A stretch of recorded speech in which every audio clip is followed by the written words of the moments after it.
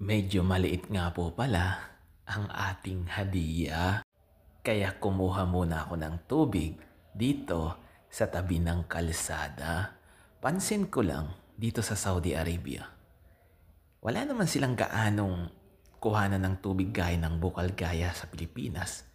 Pero bakit naglalagay sila ng libreng tubig bawat kalsada? Hi, ako nga pala si Lovely Jim, isang OFW sa Middle East. Mayaman na pala ako kaso pera na lang talaga ang kulang. Panibagong araw, panibago na namang trabaho. Ganyan ang buhay ng isang OFW. By the way nga po pala, ang trabaho ko, isa po akong driver dito sa Middle East.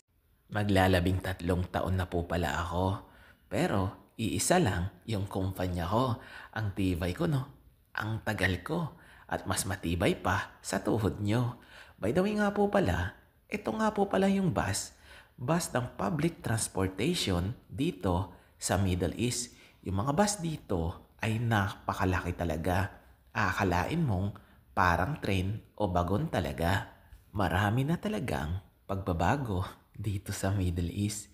Hindi kagaya noon. Noon kasi mayroon namang public transportation. Kaso nga lang, more on sumasakay, mga lalaki, gaya ng bus na maliit na 5 real kung sa tawagin nila. Karamihan na driver doon ay Bangladesh. Ikaw, naabutan mo ba yon?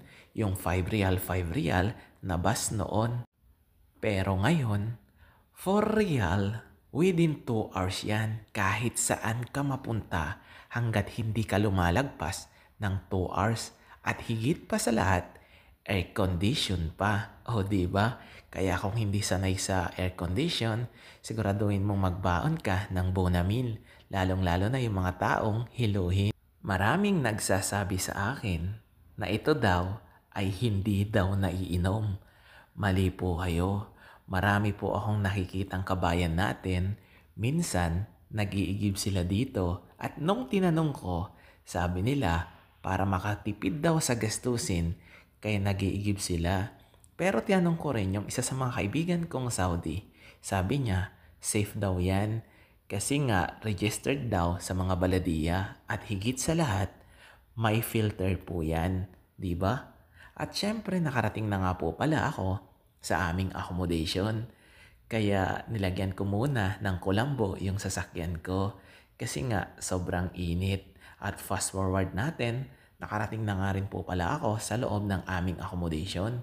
Kaya kumuha muna ako ng aking tubig kasi tayo ay kakain.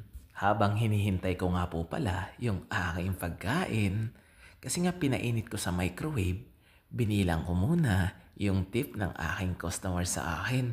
Swertihan lang talaga. May mga araw na wala kang tip pero may mga araw talaga na mayroon. Kaya tiyaga lang, darating yung panahon at tayo ay makaahon. Share ko lang po. Salamat. Bye-bye.